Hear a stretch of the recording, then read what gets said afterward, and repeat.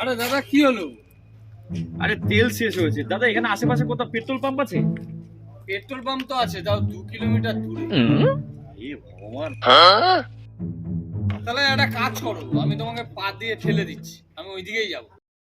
আচ্ছা ঠিক আছে, ঠেলো তো ঠেলো তো।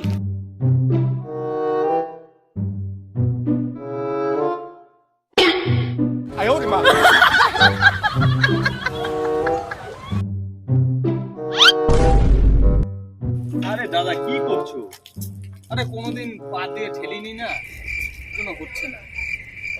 একটা কাজ করো, তুমি এই গাড়িতে চলে আসো, আমি ওই গাড়িটায় বসছি, তুমি পা দিয়ে ঠেলো। হ্যাঁ ঠিক ঠিক ঠিক।